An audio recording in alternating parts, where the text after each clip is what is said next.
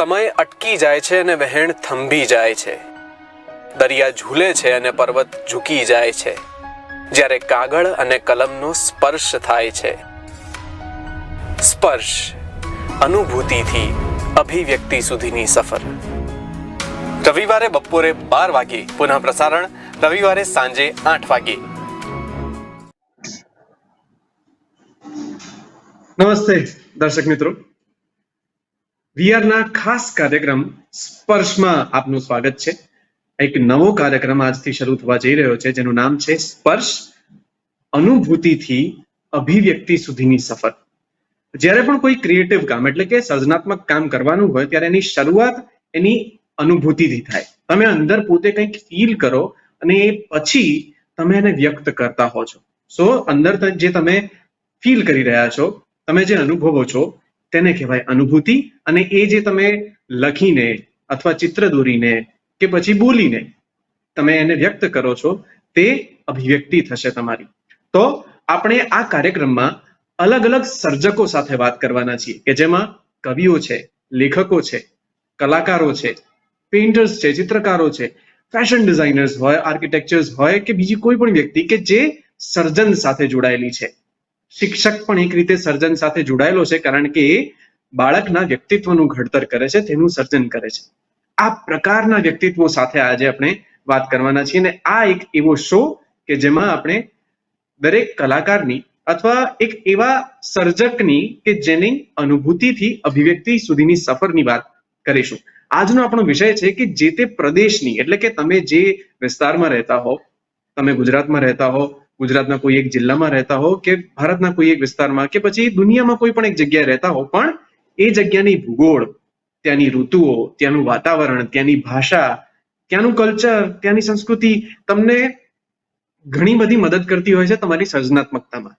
આજનો વિષય આ છે કે પ્રદેશની કોઈ પણ સર્જકની સર્જનાત્મકતા ઉપર શું અસર પડતી હોય છે.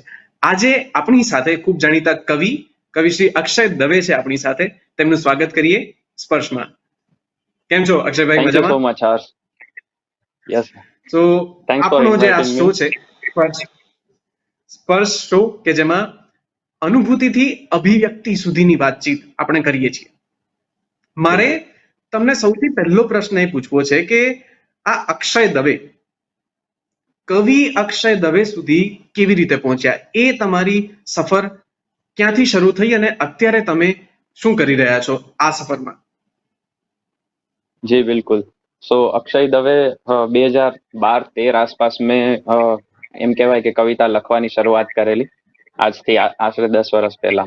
અને ત્યારે જોડકણા જેવું જે પણ આપણને ઇનિશિયલ સ્ટેજમાં લખતા હોય જેવી રીતે બધા, એવી રીતે હું લખતો. પછી ધીરે ધીરે બુધ સભા, શનિ સભા બધે જવાનું શરૂ થયું. અને એની સાથે સાથે કવિતાનું આર્ટ પ્લસ ક્રાફ્ટ અને એની સમજણ વધતી ગઈ ધીરે ધીરે. હજી એ પ્રોસેસ ચાલુ છે એમ હું માનું છું, અને પ્રોસેસ હંમેશા માટે ચાલુ રહેવાની છે એવું પણ છે. એટલે કવિ અક્ષય દવે સુધીની સફર હજી ચાલુ છે. હું ક્યાંક એમાં થોડો આગળ 1-2 કિલોમીટર આગળ આવ્યો છું એવું હું માનું છું એમાં. તો મજાની વાત આ છે કે 10 વર્ષ સુધી તમે કામ કરો પછી તમારી અંદર એક એવો અનુભવ આવતો હોય છે, એક એવો એક્સપિરિયન્સ કે જે તમને લગભગ તરત કંઈક કામ આપી દે. એટલે તમે કોઈક વસ્તુને અનુભવો, તેની અનુભૂતિ તમારી અંદર આવે અને તરત તમે કંઈક સરસ લખી શકો. પણ તમારે શું લખવું છે, કેવી રીતે લખવું છે, એના પ્રકારો ઘણા બધા છે. જેમ કે અત્યારે અક્ષયભાઈએ વાત કરી કે જોડકણા અને કવિતા આ બે અલગ અલગ શબ્દો છે. અક્ષયભાઈ, આ જોડકણા અને કવિતામાં ફેર શું છે? અંતે તો કવિતાનો જ પ્રકાર છે જોડકણા પણ એ બંને વચ્ચે શું ફરક છે? એ બંને વચ્ચે મેઇન ફરક એ છે કે કવિતા એક શબ્દોના લેવલથી બિયોન્ડ એક જગ્યા પર તમને લઈ જઈ શકવાની તાકાત ધરાવે છે, અને જોડકણા ત્યાં ને ત્યાં રહી જાય છે એક શબ્દ તરીકે. એ ગમે તેટલા સારા રીતે ક્રાફ્ટ કરેલું હોઈ શકે, પણ એનું એક અનુભૂતિના લેવલ ઉપર એ પહોંચી શકતું નથી. તો એ કવિતા અને જોડકણા વચ્ચેનો હું માનું છું એટલો ફરક છે એ બંને વચ્ચે. તો પેલા જે ઉખાણા હોય છે એ જોડકણા કહી શકાય. એક બિલાડી જાડી એણે પહેરી સાડી, એ જોડકણા થયા. એ કવિતાનો પ્રકાર ખરો, પણ એમાં અનુભૂતિ એટલી નથી આવતી. એ બાળ ગીતો છે એકચ્યુઅલી. આપણે એને જે રીતે લઈએ કે એ જોડકણા જે જૂના છે એ બાળ ગીતો છે.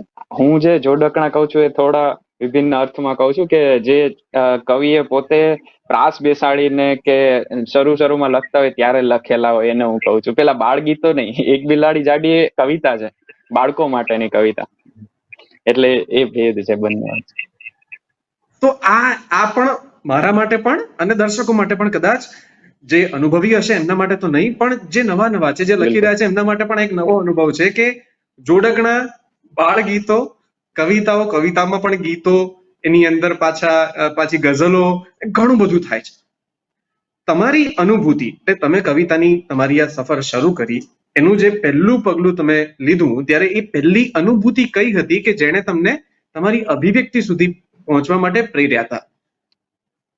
જી, તો જેમ મેં કીધું, મેં શરૂઆતમાં બહુ બધું લખ્યું હશે, અને શું લખ્યું હશે, એ ફાડી કેટલું નાખ્યું હશે, અને ક્યાં પડ્યું હશે, ડિલીટ થઈ ગયું હશે, એ પણ મને ખબર નથી. પણ જ્યારે મને એવું લાગેલું કે ના, હવે આ મારે અનુભૂતિ, તમે જેમ કીધું એમ કે અભિવ્યક્તિ સુધી પહોંચી છે, તો એક ગઝલ હતી જે મેં લખી હતી એ સમયે, અરાઉન્ડ 2014-15 ની વાત હશે. તો 2012 થી તમે શરૂ કર્યું અને 2014-15 ની અરાઉન્ડ તમને જે યાદ છે પ્રોપર ગઝલ અથવા તો પહેલી તમારી રચના એ હતી. તો આ 2-3 વર્ષ શેમાં ગયા?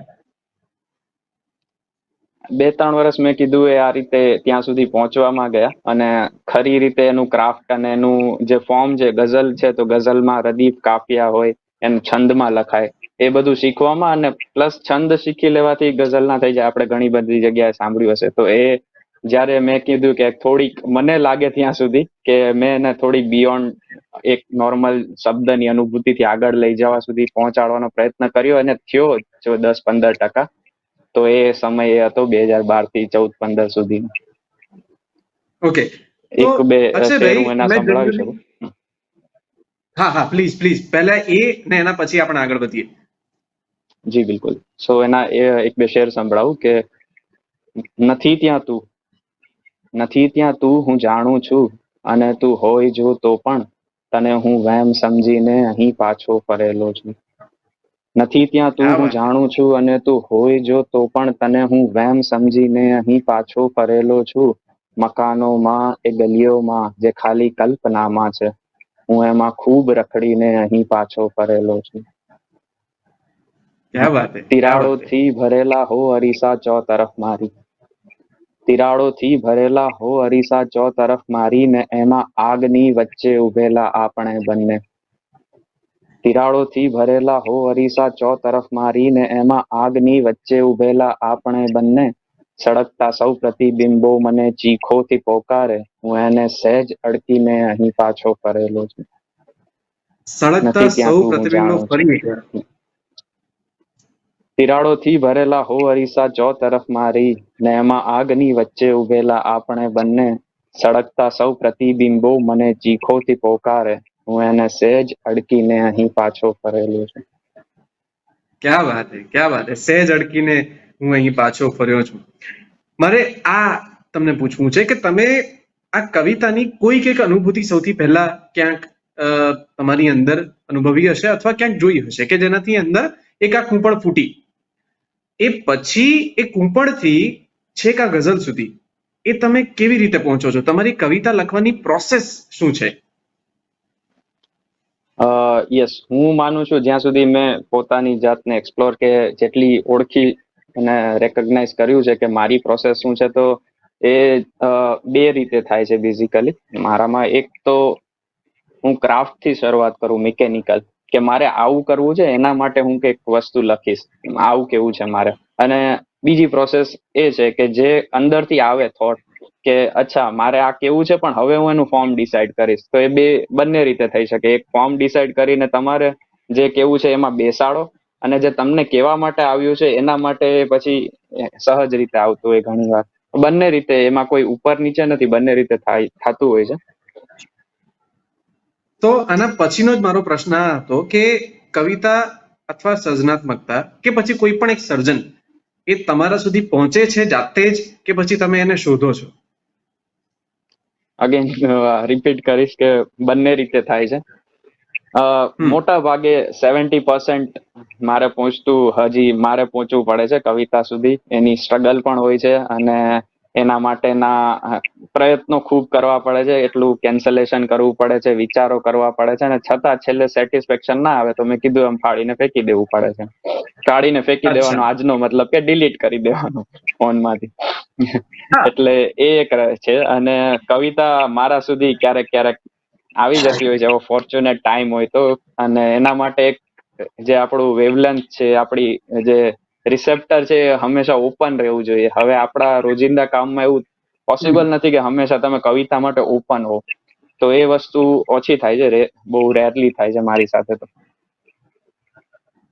તો આ તકલીફ જે લગભગ કદાચ દરેક સર્જકને છે કે માત્ર પોતાને ગમતું કામ કરવાથી લગભગ એમનું જીવન ના ચાલી શકે. મોટા ભાગે આ પ્રકારનું હોય છે.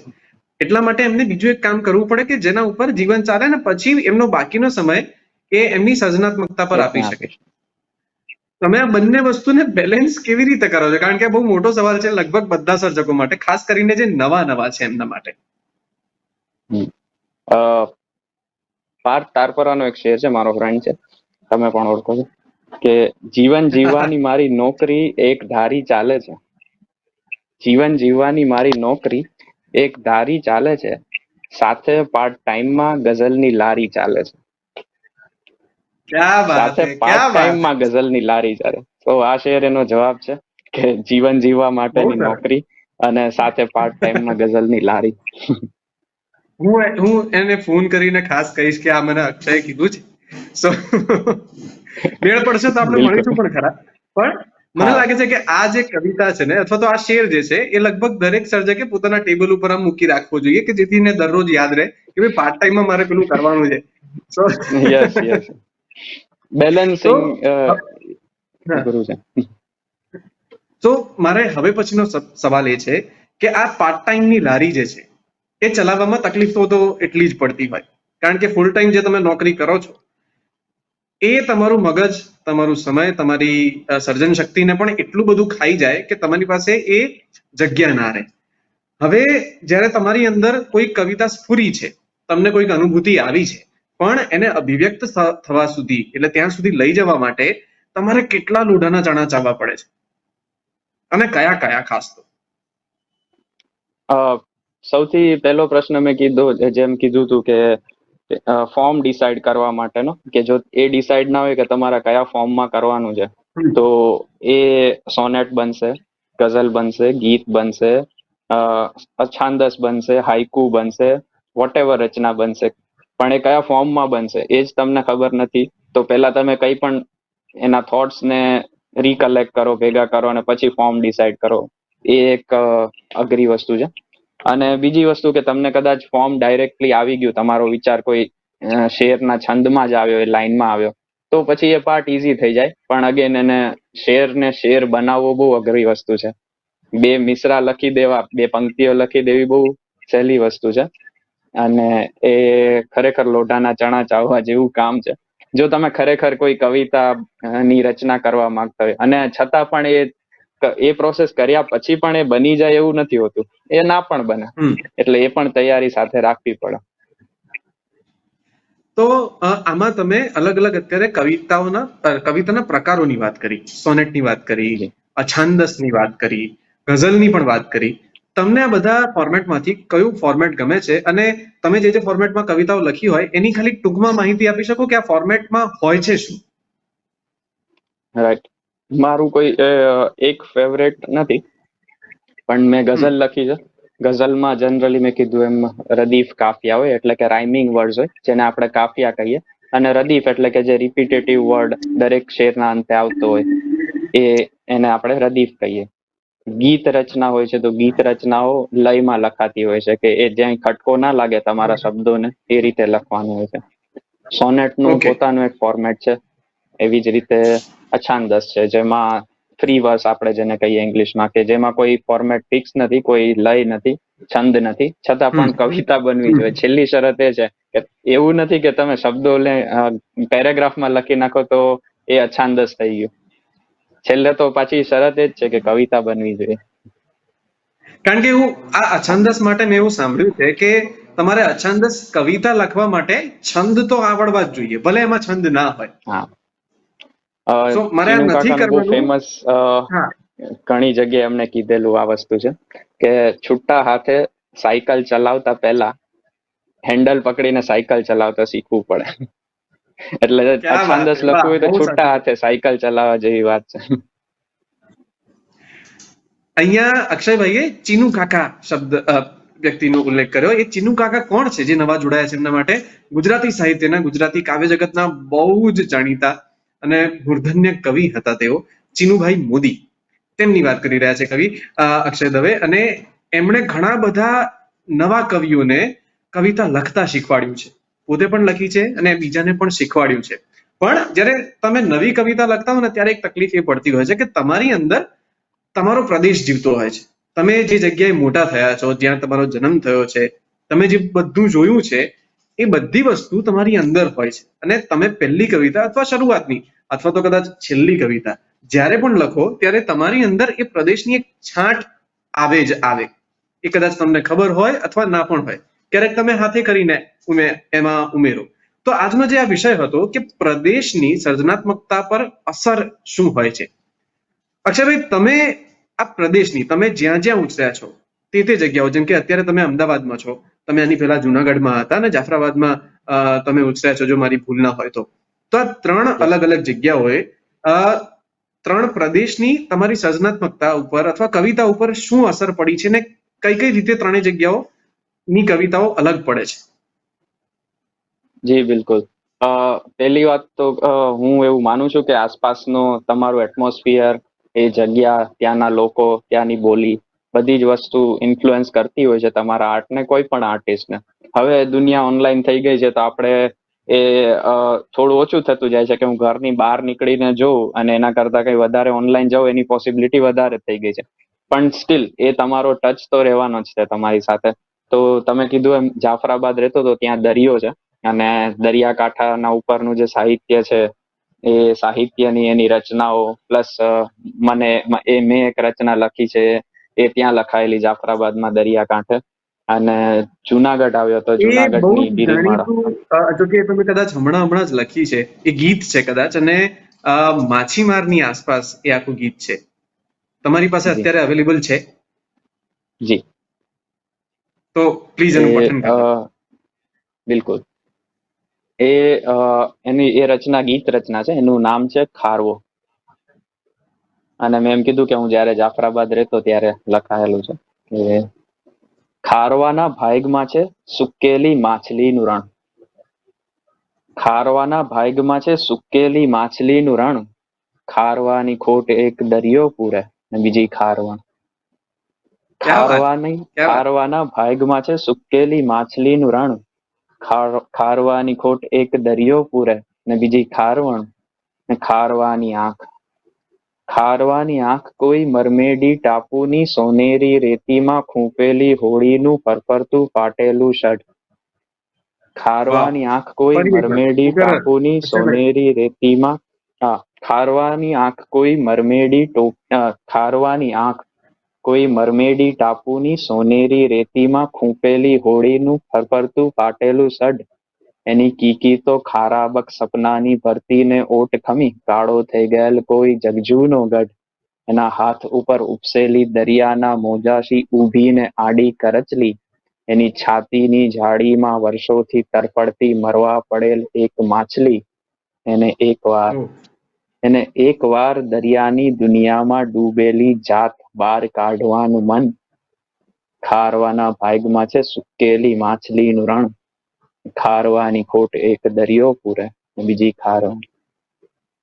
બીજી ખારવણ. તો ખારવાનું ગીત આ અક્ષયભાઈએ લખ્યું ને. આપણો જે આજનો વિષય છે કે પ્રદેશની અસર કોઈ પણ સર્જકની સર્જનાત્મકતા પર કેવી ને કેટલી પડતી હોય છે, એનું બહુ જ તાજું ઉદાહરણ છે અક્ષયભાઈની આ કવિતા. એની સાથે અક્ષયભાઈ, તમે જુનાગઢમાં પણ રહ્યા. જુનાગઢ જી એક એવો વિસ્તાર કે જ્યાં તમે જ્યાં માથું ઊંચું કરો એટલે તમને ગિરનાર દેખાય ને દેખાય. બિલકુલ. એ શિયાળો હોય, ઉનાળો હોય કે ચોમાસું, અત્યારે તો ગજબ દેખાય છે ગિરનાર. અને તમે એ ગિરનારની આસપાસ હો એટલે એની આભામાં આવો, એનું આભા મંડળ તમને ખેંચી લે એની અંદર. બિલકુલ. આધ્યાત્મિકતા કદાચ થોડી વધારે તમારામાં ઉમેરાય. તમારી કવિતાઓમાં આધ્યાત્મિકતા આવી છે, પહેલા તો પ્રશ્ન પહેલો એ છે. અને જો આવી છે તો તમે એને કેવી રીતે મોલ્ડ કરીને અત્યારના સમય પ્રમાણે એને વ્યક્ત કરી છે, અભિવ્યક્ત કરી છે? હા, એ ગિરનારની તમે વાત કરી ને, તો હું ને પાર્થ એક વખત ગિરનાર ચડતા હતા અમે લોકો, અને હું જે રચના બોલવા જઈ રહ્યો છું ને, એમાં ગિરનાર ચડતા ચડતા લખેલી રચના છે. એટલે કે ગિરનાર અમે નીચેથી ચડવાનો શરૂ કર્યો, અને અમે જ્યાં સુધી આઈ ગેસ ગોરખનાથની ટૂંક સુધી પહોંચ્યા હતા, ત્યાં સુધીમાં આ ગઝલ લખાયેલી છે. આમાં અમારા બંનેના શેર છે, એટલે એ ક્રેડિટ પાર્થ તારપરાના પણ છે અને મારા પણ શેર છે. અને આમાં આધ્યાત્મિકતામાં ક્યાં સુધી પહોંચ્યા કે કેટલા શું વાત થઈ છે એની પણ વાત આવી જાય છે, તો એનો પણ જવાબ આમાં મળી જશે. તો એનો એક શેર છે કે અલખનાદ ગેબી સુણાયો જો છેટા, અલખનાદ ગેબી સુણાયો જો છેટા, અમે સાવ એની નજીક જઈને બેઠા. અલખનાદ ગેબી સુણાયો જો છેટા, અમે સાવ એની નજીક જઈને બેઠા, ને પહોંચ્યા છીએ ક્યાં ન સમજી શકાયું, પહોંચ્યા છીએ ક્યાં ન સમજી શકાયું, નથી છેક ઉપર નથી છેક હેઠા. પહોંચ્યા છીએ ક્યાં ન સમજી શકાયું, નથી છેક ઉપર નથી છેક હેઠા, ને લગાવી જ્યાં હોઠે ધુમાડો બની ગઈ, લગાવી જ્યાં હોઠે ધુમાડો બની ગઈ, ચિલમ ચિત્ત ચેતી થયા હોઠ હેઠા. લગાવી જ્યાં હોઠે ધુમાડો બની ગઈ, ચિલમ ચિત્ત ચેતી થયા હોઠ એઠા, ને બુજાઈ ગયો જો ધૂણો ધાક ધકતો, બુજાઈ ગયો જો ધૂણો ધાક ધકતો, અમે નાદની આગ લઈ માહી પેઠા. બુજાઈ ગયો જો ધૂણો ધાક ધકતો, અમે નાદની આગ લઈ માહી પેઠા, અલખનાદ ગેવી સુણાયો જો છેટા, અમે સાવ એની નજીક જઈને બેઠા. ક્યાં વાત! અને આ ગિરનાર તમને એ રીતે ખેંચી તો લે છે. બિલકુલ. તમે ત્યાં જાઓ, લગભગ મારો પણ એવો અનુભવ છે કે જયારે પણ મેં ગિરનાર ચડવાની શરૂઆત કરી હતી, ત્યારે એ 5-6 કલાક એટલે ઉપર ચડીને નીચે આવવા સુધીના હું શાંતિથી જતો હતો, ધીમે ધીમે આવતો હતો. એ દરમિયાન પણ ત્યાંની એ વનરાઈઓ, ત્યાંના જે પંખીના અવાજો છે, વચ્ચે વચ્ચે આવતી દુકાનો છે, એ બધું તમારા મનમાંથી નીકળે નહીં, અને એ સિવાય તમારા મન બીજા ક્યાંય ફરવા પણ ના જતું રહે. એટલે કોઈ સ્ટ્રેસ નહીં, કશું જ નહીં. પણ હવે વાત આવે છે મારા હવે પછીના પ્રશ્નની, કે તમે રહ્યા દરિયાની પાસે પણ રહ્યા છો, તમે જુનાગઢમાં પર્વત પાસે પણ રહ્યા, પણ હવે એક એવી જગ્યાએ તમે છો કે જ્યાં દરિયો નથી, નથી પર્વત, અમદાવાદ શહેરમાં તમે છો. અહીંયા તમે કોઈ નવી લખેલી રચના કે જેમાં આ પ્રદેશ એટલે કે અમદાવાદની આસપાસ જે તમે અનુભવ્યું છે, અહીંયા તમે જે જીવ્યા છો, તેની કોઈ એક ઝલક આવતી હોય, અને જો આવી છે, કારણ કે આ એક ઇમ્બેલેન્સ થાય, તમે કુદરતમાંથી અચાનક જંગલમાંથી કોન્ક્રીટના જંગલમાં આવો તો ઘણું બધું ઇમ્બેલેન્સ તમારી અંદર પણ થઈ જાય. ત્યારે કવિતા પણ ડામાડોળ થઈ છે, અને જો થઈ તો એને તમે બેલેન્સ કેવી રીતે કરી? Yes, so I first of all હું મિસ કરું છું, દરિયો મિસ કરું છું, અને ગિરનાર એટલે કે પહાડોને પણ મિસ કરું છું. કોઈ પણ કુદરતી એવી કોઈ જગ્યા અમદાવાદમાં નથી, એટલે એ વસ્તુનો રંજ મને રહે છે. અને એ કવિતામાં પણ આવે છે, એટલે પહેલી વખત આવું બધું થાય તો એ માણસની ઊંઘ ઉડી જાય, આપણે એવું કહીએ તો. એક સરરિયલ રચના છે. હવે આ સરરિયલ શબ્દ શું છે અને એ શું છે, એવું એટલે કે ડ્રીમ લાઇક સિચ્યુએશન, જે આપણે સપનામાં આવે, જેનું કોઈ લોજિક ના હોય, પણ છતાં એવું ઘટનાઓ બનતી જાય, તો એને સરરિયલ એક પ્રકાર, સાહિત્ય પ્રકાર આપણે ગણીએ. એ પ્રકાર મને અમદાવાદમાં ખબર પડી કે આવો કોઈ પ્રકાર છે. એની જુદી જુદી રચનાઓ મેં વાંચી, અને એ મેં કીધું એમ જુદી જુદી જગ્યાએ કાવ્ય સભાઓમાં અને એની ચર્ચાઓ થઈ, અને હું શીખ્યો. તો એ આ જે પેલા પ્રદેશથી છૂટવાથી જે ઊંઘ ઉડી, અને એમાં મને નવું એક ફોર્મેટ મળ્યું, એમાં જે રચના થઈ, એક રચના છે ઊંઘ. ઊંઘ એક સરરિયલ કાવ્ય. ઊંઘ મારી આંખમાંથી નીકળીને દોડતી જતી રહી છે કઈ તરફ, ઊંઘ મારી આંખમાંથી નીકળીને દોડતી જતી રહી છે કઈ તરફ, ન કોઈ પણ દિશા હવે કહી શકે છે ભેદ, કે આ દ્રશ્ય એ તરલ સમયના અંશનો પ્રકાર છે કે છે બરફ. ક્યાં ઊંઘ વાત. મારી હા. આંખમાંથી નીકળીને દોડતી જતી રહી છે, કઈ તરફ ન કોઈ પણ દિશા હવે કહી શકે છે ભેદ, કે આ દ્રશ્ય એ તરલ સમયના અંશનો પ્રકાર છે કે છે બરફ ને ગૂઢ કોઈ રંગના વલય ઉપર સવાર થઈને દોડતી એ ઊંઘ એક પહાડની ગુફાઓમાં સરી પડે. અગેન પહાડ આવ્યો અહીંયા. કે ગૂઢ કોઈ રંગના વલય ઉપર સવાર થઈને દોડતી એ ઊંઘ એક પહાડની ગુફાઓમાં સરી પડે, કે પહાડ પરથી દોડતી એ વીજળી બની ગુમાનમાં ઉડેલ કોઈ પાંખને નડે, દૂરથી ઉઘાડ બંધ થાય એક દ્વાર, દૂરથી ઉઘાડ બંધ થાય એક દ્વાર, કે જે છે નથી, નથી કે છે નો પ્રશ્ન લઈને થાય ગુમ, દૂરથી ઉઘાડ બંધ થાય એક દ્વાર, કે જે છે નથી, નથી કે છે નો પ્રશ્ન લઈને થાય ગુમ, ને ઊંઘ એ જ બારણાની પાર જઈને સ્વપ્ન ફાડે, સ્વપ્ન ચીરે, સ્વપ્ન ખાય, સ્વપ્ન થૂકે, સ્વપ્ન ઓકે, ઊંઘ લડતી ઊંઘ સાથે ઊંઘ ચાલે, ઊંઘ સાથે ઊંઘ, ઊંઘ ઊંઘ ઊંઘ ઊંઘ ઊંઘ ઊંઘ ક્યાં ગઈ. ક્યાં વાત, ક્યાં વાત. તો આ ઊંઘ જે તમારી ઉડી ગઈ એની આસપાસની આ કવિતા, એના પછી, અચ્છા, મારો પ્રશ્ન આ છે, આ પ્રકારનો સીધો પ્રશ્ન જ પૂછું, હું એની કોઈ રૂપરેખા નથી માનતો, પણ પ્રશ્ન આ કે આ રીતે જ્યારે તમે તમારી અનુભૂતિને અભિવ્યક્ત કરી દો, એટલે કે તમારો ટેરવાથી સ્ક્રીન ઉપરનો ટચ થાય કે પછી પેનથી કાગળ પરનો, એટલે કે કલમનો કાગળ પર સ્પર્શ થાય, ત્યારે એ અભિવ્યક્તિ પોતાની અંદરથી બહાર નીકળી ગઈ. હવે એ અકળામણ હોય કે કોઈ એક બાબતનો આનંદ હોય, હવે એ બહાર નીકળી ગયા પછી પણ તમારી અંદર એ રહ્યા કરે છે કે પછી તમે એનાથી સાવ છેટા થઈ જાઓ છો? હા, એનો એક કોઈ પાર્ટ તો રહે જ, કેમ કે એ અગેન હું સ્ત્રી નથી, પણ જન્મ આપવાની ઘટના સાથે હું એને રિલેટ કરી શકું છું. કે એક બાળક જન્મ્યું, બરાબર, પછી એ છૂટો પડી ગયેલો ભાગ છે ને બોડીમાંથી, છતાં એનું કનેક્શન તો રહે જ છે તમારી સાથે. સો ઇટ્સ લાઈક દેટ, એ તમારા મનમાં અને એ તમારા મસ્તિષ્કના ગર્ભમાં ક્યાંક એનું અસ્તિત્વ બિલકુલ રહે, અને એ તમે ઘણી ઘણી જગ્યાએ આગળ પણ રિલેટ કરી શકો. ઘણી વાર એવું બને કે કોઈ કવિએ એક અનુભૂતિ ઉપરથી કોઈ એક ઉંમરમાં એક રચના લખી હોય, અને પછી એ સેમ અનુભૂતિ અને ભવિષ્યમાં એની મોટી ઉંમરે કે થોડી વધારે ઉંમર ત્યાં પછી થાય, તો એની અભિવ્યક્તિ બદલાઈ જાય એ જ બાબતની. તો એ રિવિઝિટ કરવાની પણ મજા છે, કે આ વસ્તુ ત્યારે આવી રીતે કીધી હતી, પણ જો હું આજે કહું તો એ આ રીતે કહું એમ. તો હું જરા વિષયથી સહેજ હટીને એટલે ખસીને વાત કરું છું. મારા બહુ ગમતા લિરિસિસ્ટ છે, ગીતકાર છે, આનંદ બક્ષી. તો એમનું ગીત છે, જેનો એક ગીતનો છેલ્લો અંતરો છે કે સામને બેઠે રહો બાત કુછ હો, એ તમને યાદ હોય તો. હોતી રહે એ રીતે છે બાત કે કુછ હોતી રહે, હાથ મેરા થામ લો સાથ જબ તક હો, साथ जब तक हो, બાત सामने કુછ. बैठे रहो तुम बात जब तक हो. સો अरे रे આ अरे, ये क्या આ हुआ ગીત, वाળું ગાન છે. Yes exactly. તો આ ગીત જ્યાં સુધી મને ખબર છે એ એમણે 66 વર્ષના હતા ત્યારની, એટલે 60 ની ઉપરની કોઈક એક ઉંમરે લખેલું, ને હમ ત્યાં જઈને આ આ અભિવ્યક્તિ આવતી હોય છે. જે અનુભવ છે એ પહેલા પણ થયેલો છે, આની પહેલા પણ એમને રોમાન્સના કે લવ સોંગ્સ લખ્યા હશે, પણ ત્યારે અનુભવ યસ થાય અને પછી પણ આ રીતે બદલાય છે. એની સાથે તો પછી એવું થતું હોય છે કે જીવનમાં જે જે તમે ઘટનાઓ અનુભવો છો, જીવો છો, એ હમ તમે તમારી અંદર નવી રીતે એને ચડીને એક નવો ઓપ આપો છો, કે પછી એની એ જ વાતને તમે ખાલી નવા શબ્દો સાથે રજૂ કરો છો? બંને રીતે એ વસ્તુ થઈ શકે. જેમ કે તમે આનંદ બક્ષીનું ઉદાહરણ આપ્યું, એમ હું ગુલઝારનું આપું. કે ગુલઝાર આજે હમ. પણ જો કોઈ પ્રેમની કવિતા લખે તો એ 16-15 વર્ષના છોકરાએ લખી હોય એવી એની જે ફ્રેશનેસ એવી જ રહે એમ.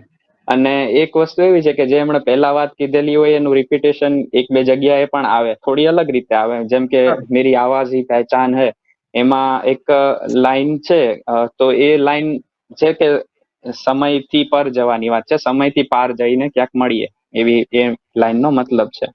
બરાબર, વક્ત સે પાર જાકે કહી મિલે એવું લાઈન છે એ. અને હમ. હમ. પછી એમણે એક યુવરાજમાં સોંગ લખેલું કે સુરીલી આંખીઓ વાલે, તો એમાં પણ એ લાઈન છે, મિલ હા. જા કहीं સમય સે પરે, સમય સે પરે, મિલ જા કहीं તું ભી અખિयों से कभी मेरी अखियों की सुन. બરાબર. હા. તો એ જે અલગ અલગ ઇન્દ્રિયોને એક્સચેન્જ કરીને વાત કરે છે, એ ગુલઝારમાં ઘણી જગ્યાએ જોવા મળે, પણ એ એક્સપ્રેશન એમના જુદી જુદી જગ્યાએ બદલાતા રહે. તો એ આર્ટ પ્લસ ક્રાફ્ટ છે એમનું. કોઈ પણ હા. કવિ કે લિરિસિસ્ટ નું, કે તમારે એક જ વાત, હવે રોમેન્ટિક સોંગ લખવાનું છે. આજે હજારો સોંગ, લાખો સોંગ, રોમેન્ટિક સોંગ લખાઈ ગયા છે, પણ આવતીકાલે કોઈ એમ કહેશે કે તમારે આ સિચ્યુએશન પર છોકરા છોકરીનું રોમેન્ટિક સોંગ લખવાનું, તો એ તો નવું જ લખવું પડશે ને. તો હમ. એ વસ્તુ છે અનુભૂતિ જૂની છે, એને ખાલી નવા વાઘા પહેરાવીને આપણે એને રજૂ કરવાની છે. તો આવું જ થતું હોય છે જ્યારે તમે કોઈક એક નવું સર્જન કરતા હો, કે તમે જેમ ઉછર્યા છો, તમે જે જિંદગી જીવી છે, જે પ્રદેશમાં તમારી ભૂગોળ જે હતી, એટલે કે તમે કેવી રીતે ઉછર્યા છો, તમારા પ્રદેશની ભૂગોળ શું હતી, તેની તમારી કવિતા ઉપર કે પછી તમારું જે સર્જન છે એના ઉપર ઘણી મોટી અસર પડતી હોય છે. અત્યારે અક્ષયભાઈ, આપણા આ શો ના અંત તરફ આપણે આગળ જઈ રહ્યા છીએ, ત્યારે છેલ્લે કોઈ એક શેર કે કોઈ એક કવિતાના ટુકડા સાથે આપણે, તમારી કવિતાના ટુકડા સાથે આપણે આ શોને વિરમીએ. જી, મારી કવિતાનો મેં આટલી સંભળાવી, તો હું એક, આપણે પ્રદેશની જે વાત નીકળી ને, તો એમાં કવિ દાદની એક હમ. રચના મને યાદ આવે છે, તો એની સાથે આપણે કન્ક્લુડ કરી શકીએ કે જી. એમણે હિરણ નદી છે જે ગીર માંથી વહે છે, તો એ હિરણ નદી ઉપર એક રચના છે એમની 2-4 પંક્તિઓ હું સંભળાવું ને આપણે કન્ક્લુડ કરીએ, રાઈટ? કે ડન. ડુંગરથી ડળતી ઘાટ ઉતરતી, પડતી પડતી આખડતી આવે, ઉછળતી જરા ન ડરતી, હદતી ફરતી મજદરતી. ડુંગરથી ડળતી ઘાટ ઉતરતી, પડતી પડતી આખડતી આવે, ઉછળતી જરા ન ડરતી, હદતી ફરતી મજદરતી. કિલકારા કરતી ડગલા ભરતી જાય, ગરજતી જોરાડી, હિરણ હલકાડી, જોબનવાળી નદી રૂપાળી નખરાળી. હિરણ નદી ઉપર ક્યા આ છે વાત. કે આકડિયા વાળી, વેલ ઘટાડી, વેલડિયાળી વૃખવાળી, અવળા આટાડી, જામી જાડી, ભેખીયાળી ભેવાડી, તેને દઈ તાળી, જાતા ભાડી, લાખણિયાળી લટકાડી, હિરણ હલકાડી, જોબનવાળી નદી રૂપાળી નખરાળી. હિરણ હલકાડી, જોબનવાળી નદી રૂપાળી નખરાળી. વાહ. આખી ખૂબ લાંબી તો રચના, અને એમાં બધું આખા ગીરના પ્રદેશ, સિંહ, એના જુદા જુદા વનસ્પતિ, અને ખૂબ મને ગમતી રચના છે એમની. તો આ એક પ્રદેશ સાથે તમે કેટલું રિલેટ કરીને એની રચના બનાવી શકો એના ઉપર. કવિદાદની આ એક્ઝામ્પલ બહુ બેસ્ટ. તો thank you so much Akshaybhai અમારી સાથે જોડાવા માટે. અને કવિ થેન્ક યુ. દાદની આટલી એક અદ્ભુત રચનાઓ સાથે આપણે આજનો આપણો પહેલો કાર્યક્રમ અટકાવીએ છીએ. આવતા રવિવારે ફરી એકવાર મળીશું નવી વ્યક્તિ સાથે, નવી અભિવ્યક્તિ સાથે. Thank you so much. થાય છે, સમય અટકી જાય છે અને વહેણ થંભી જાય છે. દરિયા ઝૂલે છે અને પર્વત ઝૂકી જાય છે, જ્યારે કાગળ અને કલમનો સ્પર્શ થાય છે. સ્પર્શ, અનુભૂતિથી અભિવ્યક્તિ સુધીની સફર. રવિવારે બપોરે 12 વાગે પુનઃ પ્રસારણ, રવિવારે સાંજે 8 વાગે.